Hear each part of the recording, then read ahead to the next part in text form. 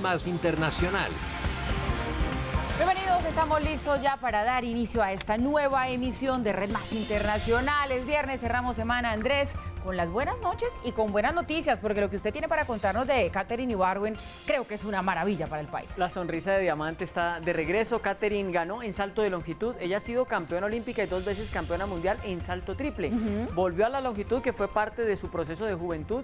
Fue campeona centroamericana y del Caribe y ahora ya lo hace en la Liga Diamante. Ella no lo ha aceptado oficialmente, pero podría estar apuntando a una doble medalla olímpica en Tokio, la del salto triple que ya domina y la del salto de longitud que vemos anda muy bien. Mejor dicho, ahí es donde está la novedad, pero es que cómo no, usted ha visto el tamaño, el largo de las piernas y lo fuertes y lo tonificadas de Katherine Ibargüen. Nació para eso. Por supuesto que las ha visto, eso es lo que más mira cada que la ve. Pero bien, vamos con la información, ya más adelante volvemos sobre este y otros temas deportivos. Un día después de conocerse que el secretario de Estado Mike Pompeo se reunirá con el canciller ruso, Donald Trump reveló que sostuvo una conversación telefónica con su homólogo Vladimir Putin, en la que uno de los temas principales fue Venezuela. Tuve una muy buena conversación con el presidente Putin, probablemente más de 1 hora, y hablamos de muchas cosas. Venezuela fue uno de los temas y él no está buscando nada para involucrarse en Venezuela, más allá que quiere ver que ocurra algo positivo para Venezuela, y yo siento lo mismo. Queremos obtener ayuda humanitaria. En este momento la gente se muere de hambre, no tienen agua, no tienen comida. En medio de una tensa calma que tiene dividida a la comunidad internacional, Donald Trump dio las declaraciones. Marcan una posición diferente a la que había sido manifestada por Estados Unidos en los últimos días, después de que la Casa Blanca y el Departamento de Estado responsabilizaran a Rusia y Cuba de la permanencia de Nicolás Maduro en Venezuela. Aseguraban que Maduro estaba listo para salir de Venezuela a Cuba, pero que fueron los rusos quienes habrían presionado para un cambio de opinión. La Casa Blanca asegura que el principal objetivo de Trump con esta conversación era reiterar la necesidad de una transición pacífica en Venezuela. Y el presidente de la Asamblea Nacional de Venezuela, Juan Guaidó, descartó que el alzamiento cívico-militar que encabezó junto a Leopoldo López fracase. Aseguró que van a insistir en obtener el apoyo decisivo de los militares venezolanos para derrocar la dictadura de Nicolás Maduro. Vamos en directo con nuestro corresponsal en Caracas para que nos amplíe la información. Jorge Luis, buenas noches. Paula, muy buenas noches. Un gusto saludarles desde Caracas. Efectivamente, esa fue la primera declaración a medios extranjeros que ofreció Juan Guaidó luego del inicio de esa llamada Operación Libertad, la estrategia con la que aseguró iba a sacar a Nicolás Maduro del poder y que había entrado en su fase final, pero que en este punto ha dejado a los venezolanos con la sensación de que los objetivos no se han cumplido del todo. Efectivamente, Juan Guaidó reconoce no haber captado la atención de todos los militares que hubiese deseado, pero insiste en que mantiene contactos con oficiales de las fuerzas bolivarianas y que más tarde que pronto, dice él, va a lograr sus objetivos. Guaidó reconoce que la acción del pasado 30 de abril no sumó, por ahora, las fuerzas necesarias para quitar definitivamente el respaldo de la institución militar al chavismo. Sin embargo, no lo considera un fracaso. Asevera que mantiene la comunicación con oficiales del cuerpo castrense. ¿Hay conversaciones con funcionarios, etcétera? Sí, sí las hay. De nuevo, de todos los rangos, de todos los niveles. Hemos hecho todos los esfuerzos desde el principio de año para poder transitar a una democracia. No ofrece nombres, tampoco mayores detalles sobre los encuentros. Justifica su silencio al reiterar que hay en Venezuela un régimen dictatorial. Más allá de lo que puedo hablar en este momento, no sería responsable de mi parte para garantizar además identidad, para respetar además la palabra empeñada. Los persiguen, los torturan, a su familia les invaden las casas. Es muy dura la situación para los políticos, pero más incluso para los militares. Es precisamente a los soldados a quienes pretenderá dirigirse este fin de semana en una nueva movilización hacia los cuarteles de la Fuerza Armada. Vamos a ir a entregar un documento sencillo, una proclama a las Fuerzas Armadas, para que escuchen, para que atiendan el llamado de Venezuela, de la Constitución. Para Guaidó, la salida de Maduro es necesaria para mejorar la relación con países como Colombia. Fustiga la inacción de la administración chavista en el control de grupos irregulares colombianos. De medios internacionales, el ELN, hace unos días, marcó casas de rojo en Rubio, en el estado Táchira, amenazando abiertamente de muerte a dirigentes políticos y diputados. O sea, ahí estamos viendo el impacto inmediato que tiene que tengan capacidad de financiamiento de grupos irregulares, producto de la no observación de la ley, la democracia y el Estado de Derecho en un país vecino. Por lo pronto, su estrategia seguirá enfilada hacia el mismo objetivo, el quiebre del mando militar que sostiene a Nicolás Maduro. Nosotros no estamos pidiendo un enfrentamiento, ni siquiera un golpe en las Fuerzas Armadas, todo lo contrario. De nuevo, que se pongan del lado de la Constitución para que durante la transición, generemos gobernabilidad, estabilidad, que permita elecciones libres en el corto plazo y además podamos ejercer soberanía. El Ministerio Público venezolano aseguró que existen hasta 18 órdenes de aprehensión en contra de quienes encabezaron la llamada Operación Libertad. Por lo pronto, Guaidó afirma que insistirá en la movilización de calle mientras consigue el giro decisivo para el fin del chavismo en el poder. Esas 18 solicitudes de aprehensión que hemos mencionado en la nota habrían sido solicitadas por los 3 fiscales especiales que designó el gobierno de Nicolás Maduro para investigar estos hechos que sigue considerando como una intentona golpista. Hace unos instantes, Tarek William Saab, el fiscal general de la República que designó la Asamblea Nacional Constituyente, aseguraba que además han transcurrido hasta 17 allanamientos a personas vinculadas con estos hechos y aseguraba que iban a continuar los allanamientos igualmente en contra de aquellas figuras vinculadas a Juan Guaidó y al movimiento de la Operación Libertad que comenzó esta semana. Paula. Jorge Luis, muchísimas gracias por su completo informe y también hoy es noticia el Grupo de Lima que rechazó cualquier intento de atentado contra el presidente de Colombia, Iván Duque. También pidió respeto por la integridad del mandatario interino de Venezuela, Juan Guaidó, y exigió a los países que apoyan al régimen de Nicolás Maduro que faciliten la transición democrática. Durante el encuentro realizado en Lima, Perú, el canciller Carlos Holmes Trujillo presentó informes que tienen las autoridades y que dan cuenta de acciones del régimen de Maduro para desestabilizar al Estado colombiano. Dentro de estas informaciones se señalan posibles intentos contra la vida e integridad del señor presidente de la República, doctor Iván Duque. El funcionario también denunció el apoyo brindado por el régimen chavista a grupos armados al margen de la ley que operan en Colombia. Respecto al apoyo del régimen dictatorial de Maduro al ELN, cabe mencionar el apoyo logístico, financiero y operacional.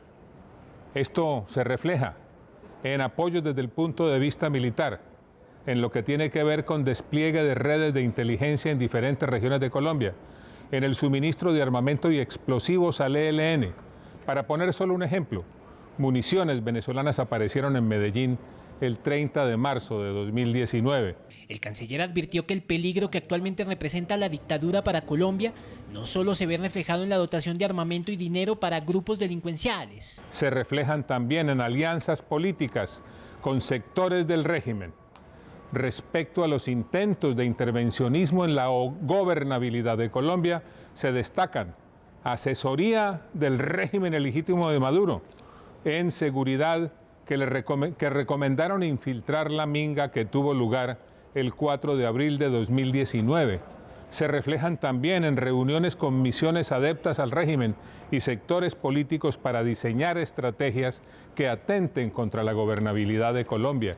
Por estas razones, cancilleres de 12 países del grupo incluyeron en el punto 13 de la declaración final el apoyo a Colombia. Rechazan la amenaza que representa la protección del régimen ilegítimo de Nicolás Maduro a grupos terroristas que operan en el territorio de Colombia. Cualquier intento de desestabilización de la institucionalidad colombiana, de atentado contra la vida e integridad del presidente Iván Duque. El bloque también expresó su respaldo al presidente interino de Venezuela, Juan Guaidó, y a las acciones emprendidas por la oposición venezolana en los últimos días para restablecer la democracia en Venezuela. Exigimos el pleno respeto a la vida, la integridad y la libertad de todos los venezolanos, del presidente encargado Juan Guaidó, de los líderes de las fuerzas democráticas. Eso quiere decir también a Leopoldo López. El grupo condenó la represión ejercida por el régimen de Nicolás Maduro durante las protestas del 30 de abril y el 1 de mayo en Venezuela y les hizo un llamado a los aliados de la dictadura. Reiteran su llamado a Rusia, Turquía y a todos aquellos países que aún apoyan al régimen ilegítimo de Nicolás Maduro a favorecer el proceso de transición democrática. El bloque también propuso que Cuba participe en la búsqueda de una solución a la crisis en Venezuela. Y molestia fue lo que pareció causar en el gobierno español la declaración a los medios de Leopoldo López en la puerta de la embajada de este país en Caracas, en donde actualmente le prestan refugio. Y es que tras su encuentro con la prensa le advirtieron que no puede usar la sede diplomática para sus actividades políticas. Durante más de 3 semanas yo recibí reuniones y tuve reuniones en mi casa, en mi condición de estar bajo arresto domiciliario. Allí me reuní con comandantes, allí me reuní con generales, allí me reuní con representantes de distintos componentes de la Fuerza Armada, de los distintos organismos policiales. Allí nos comprometimos a contribuir con el cese de la usurpación. Este pronunciamiento de Leopoldo López, justo enfrente de la residencia de la Embajada de España en Caracas, no pareció caer muy bien en el gobierno español, que este viernes, a través de su ministro de Relaciones Exteriores, fue contundente con las reglas que espera sean respetadas por el líder de la oposición venezolana. España no va a permitir que su embajada se convierta en un centro de activismo político. Tenemos también la confianza de que en estas condiciones Venezuela va a respetar naturalmente la inmunidad diplomática del territorio de la Embajada española. Pese a esto, la Embajada de España aclaró que si bien es cierto López no ha pedido asilo, puede hacerlo, pero no estando en territorio venezolano. Existe la figura del asilo político. El señor Leopoldo López no lo ha pedido, pero hay que dejar claro que no lo ha pedido porque no lo puede pedir. Porque, de acuerdo con nuestra legislación, el asilo político hay que solicitarlo cuando se está en territorio español.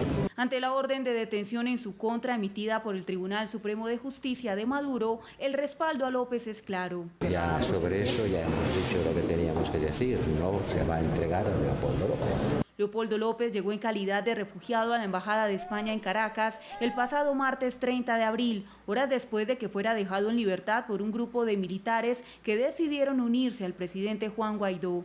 En primera instancia, el líder de la oposición había llegado a la Embajada de Chile, pero debido a que estaba ya ocupada con huéspedes, buscó ayuda del gobierno español. Naciones Unidas le exigió al régimen de Nicolás Maduro que revele el paradero del diputado opositor Gilbert Caro, detenido la semana pasada. También denunció que el número de muertos en las protestas de los últimos días aumentó a 5. La petición para que el régimen informe sobre el paradero del diputado opositor venezolano Gilbert Caro fue hecha desde Ginebra, Suiza, por la portavoz de la Oficina de la ONU para los Derechos Humanos. Gilbert Caro fue arrestado por miembros de los servicios de inteligencia el 26 de abril en Caracas. Hubo testigos. Entendemos que la suerte y el paradero del señor Caro siguen siendo desconocidos por el momento. Las autoridades no han confirmado su arresto, no han informado. Nadie ha sido informado de su lugar de detención.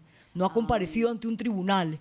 Y según nuestra evaluación hasta el momento, su detención constituye una desaparición forzosa. Hacemos un llamado al gobierno de Venezuela para revelar plenamente su paradero. El organismo también se pronunció sobre la cantidad de víctimas de la represión impuesta por las autoridades chavistas durante las marchas opositoras del 30 de abril y el 1 de mayo.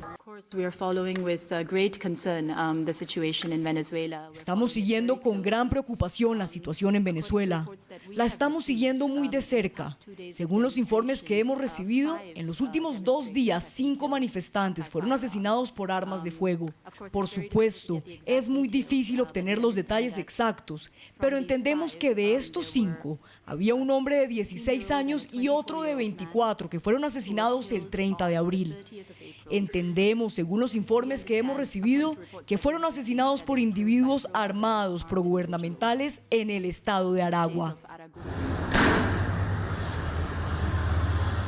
La ONU denunció que 3 víctimas mortales son menores de edad y 239 personas resultaron heridas. Advirtió que en las protestas del 1 de mayo 10 periodistas resultaron heridos, 5 de ellos por perdigones. Es su deber primordial de las autoridades de Venezuela garantizar la protección de la población. No se debe usar fuerza excesiva y las operaciones de aplicación de la ley deben ser realizadas únicamente por las fuerzas de seguridad. Como saben, hay un historial sobre los colectivos armados que realizan las llamadas actividades policiales. Naciones Unidas informó que el número de muertos en lo que va corrido del año en Venezuela en medio de protestas contra el régimen de Maduro se elevó a 49. Bueno, hoy por supuesto aquí en Red Más Internacional queremos cerrar la semana haciendo un balance de esta movida situación de Venezuela que no estuvo para nada fácil después de este intento de tumbar la dictadura de Maduro que tuvo lugar el martes, pero que hasta hoy se mantiene vivo y que no ha terminado. Para eso saludamos a nuestro invitado Néstor Rosanía, director del Centro de Estudios en Seguridad y Paz, analista político. Néstor, bienvenido. Buenas noches para ti y para todos los televidentes. Bueno, hagamos ese balance. Cerramos semana ¿cómo? ¿Usted diría que cerramos la semana con una dictadura fracturada? ¿Cree y siente que hay fisuras al interior de ese régimen de Nicolás Maduro y de hombres cercanos a él? Creo que lo podemos ver desde 3 puntos de vista. Lo primero, los militares, y tenemos hoy más que claro que es la balanza, el fiel de la balanza, si Maduro continúa o se puede tumbar esa dictadura, ese régimen. ¿En qué sentido? Juan Guaidó convoca una cantidad de marchas y hace una cantidad de actividad de la población, pero lo cierto es que así hagan 20 marchas como las han hecho en todos estos años, eso no va a cambiar nada. O sea, el punto no es la cantidad de gente que salga a las calles, sino la lealtad de los militares. Ese es un punto importante. Ahora, segundo, ver la profundidad de la fisura. Si hay una fisura interna entre las fuerzas militares, hay unos que acompañan a Juan Guaidó, sea desde el silencio, sea públicamente, pero parece ser que la fisura no es tan profunda. Y lo segundo, que no son los altos mandos, parece que son más bien suboficiales, tenientes y capitanes. Lo que se necesita es que sean de teniente coronel hacia arriba y sobre todo los batallones y unidades de frontera, porque en caso de que ya haya una sublevación, los batallones de frontera es por donde entra el corredor logístico del apoyo internacional en términos de pertrechos, logística y lo que se necesitaría en un escenario hipotético de ese tipo. Y lo tercero es que, y es preocupante también, vimos qué pasaría en un escenario de que si esto sí se hubiera profundizado y que los militares hubieran salido armados y hubiera una confrontación. Es muy importante este indicador. Diosdado Cabello no convocó a las fuerzas militares sino a los colectivos chavistas a que rodearan el Palacio de Miraflores. O sea, el chavismo y el régimen de Maduro sabe que más que los propios militares va a ser toda esa cantidad de civiles armados, radicalizados, que son su eje de poder. Entonces, este escenario lo que nos permite ver es que la complejidad en Venezuela de manera interna va a estar marcada por la decisión de los militares.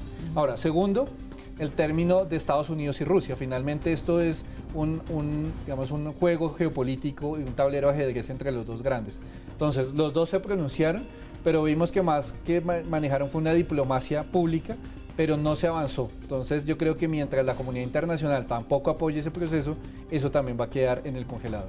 De eso le quería hablar un poco, cómo interpretar esa conversación que tuvieron hoy Donald Trump y Vladimir Putin. Lo que trasciende a los medios, porque realmente qué se dijeron es algo que difícilmente podremos saber. Pero bueno, lo que trasciende es que los dos están abogando por una salida pacífica, que Putin le dijo a Trump, nosotros no estamos interesados allí en intervenir en Venezuela. Pero entonces uno dice, ¿qué está pasando aquí? Estados Unidos está quizá dándole alternativas a Rusia para que ellos salven su platica y entonces suelten la intervención que tienen en Venezuela, o también se pregunta uno, ¿qué tanto le interesa a Rusia solamente el tema económico y lo que quiere es un juego geopolítico y no le interesa soltar a Venezuela? Claro, dos cosas. Cuando tuvimos el tema de la ayuda humanitaria, la primera conclusión y evidente es los estados no tienen amigos ni enemigos sino intereses. Es el principio básico de las relaciones internacionales. Quiere decir que Estados Unidos no regalaba mercados y Rusia no ayuda a los pobres. Aquí a nadie le interesa realmente el pueblo venezolano.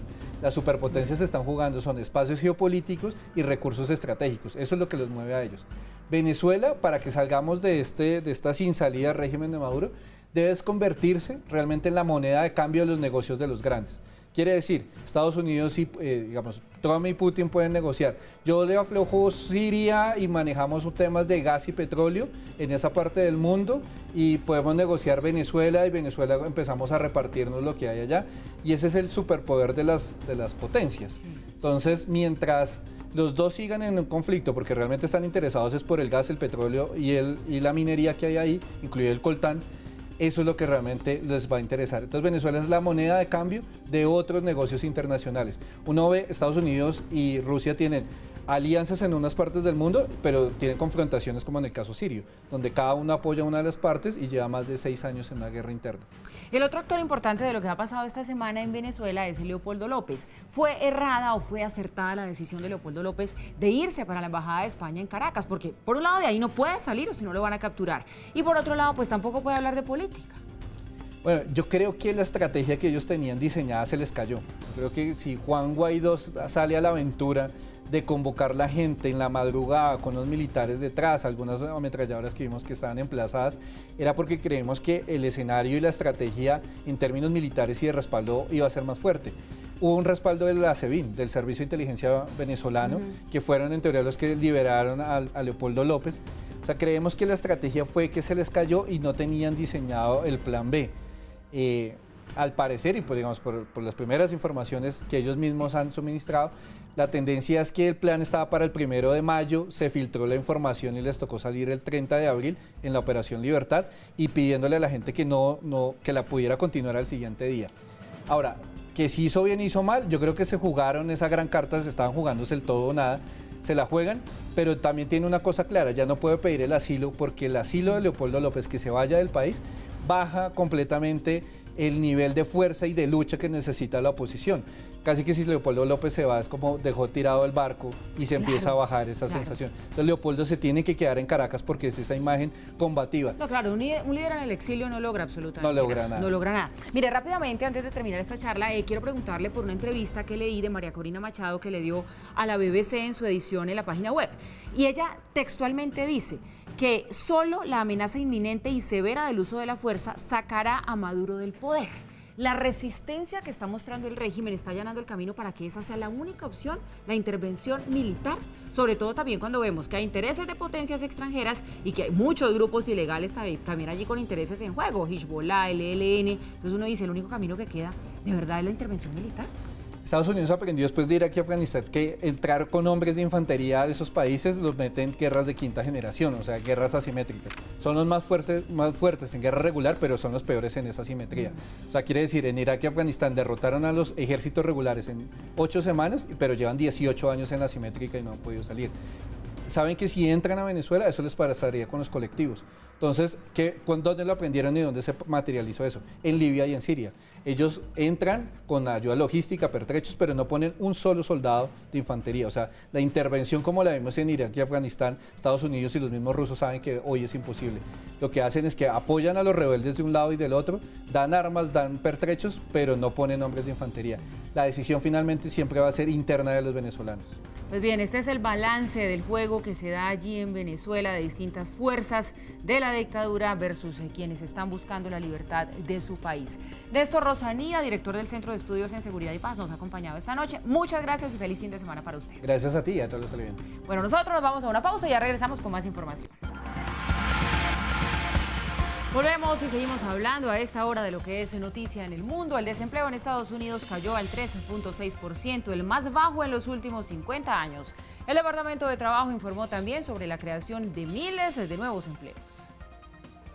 Según la Oficina de Estadísticas Laborales, es la primera vez desde el año 1969 que el desempleo en Estados Unidos cae a menos del 4%. La economía generó 263,000 puestos de trabajo en abril. Esta generación de empleo superó las expectativas de los análisis que esperaban unas 190,000 nuevas posiciones, según las estimaciones de Bloomberg. Algunos sectores se destacaron más que otros en contrataciones como la construcción, que agregó 33,000 nuevos empleos. La medicina agregó 27,000 nuevos empleos y entre bares y restaurantes lograron sumar 25,000 nuevos empleos. Datos que dejan en evidencia el constante crecimiento económico en Estados Unidos. Los empleos han aumentado durante 104 meses consecutivos. La tasa de desempleo cayó al 3,6%. El informe revela que la fortaleza en el mercado laboral va desde hace casi 9 años en Estados Unidos. Hace 31 meses la tasa de desempleo está ubicada por debajo del 5%, tras la creación de más de 20 millones de empleos desde que Estados Unidos salió de la gran recesión entre 2007 y 2009. Después de permanecer hospitalizado durante varios días, el expresidente de Perú, Pedro Pablo Kuczynski, fue dado de alta y enviado a su casa, en donde va a cumplir 36 meses de arresto. El exmandatario es investigado por su presunta participación en el escándalo de corrupción de la constructora brasileña Odebrecht. Kuczynski, quien permanecía internado desde el 16 de abril por una crisis de hipertensión, fue enviado a su casa en Lima. Después de ser operado el sábado de urgencia para implantarle un marcapasos, el exmandatario fue trasladado bajo estrictas medidas de seguridad. Tranquilo en cuanto a que, gracias a Dios, ha logrado evitar la prisión, que sería mortal para un anciano enfermo, pero preocupado porque si los funcionarios de Odebrecht han declarado que no hubo sobornos para Pedro Pablo Kuczynski, entonces él siempre me pregunta y yo no sé cómo responderle. Entonces, ¿por qué sigue el caso de lavado de activos? Además de la prisión domiciliaria por 36 meses, al ex jefe de Estado se le impusieron varias reglas de conducta, entre ellas no hablar con la prensa y el pago de una caución económica de unos $30.300. Kuczynski es investigado por lavado de activos debido a que dos empresas ligadas a él, First Capital y Westfield Capital, habrían recibido pagos de Odebrecht para asesorías por casi $5 millones cuando eran ministro de Economía del presidente Alejandro Toledo entre 2001 y 2006. Además, también investigan un supuesto aporte ilegal de $300.000 de la constructora brasileña a la campaña que lo llevó al poder en 2016. Yo renuncie a la presidencia de la República. Y al que renunció en marzo de 2018. Un deslizamiento ocurrido en una zona de La Paz, en Bolivia, dejó 180 familias damnificadas. Los organismos de rescate siguen buscando a 3 personas.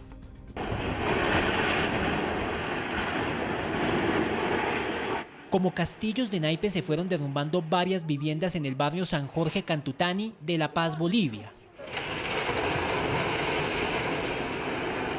Las fuertes lluvias de los últimos días provocaron deslizamientos de tierra y lodo que afectaron más de 164 casas, 68 quedaron colapsadas, 57 fueron desalojadas y otras 19 deben ser demolidas.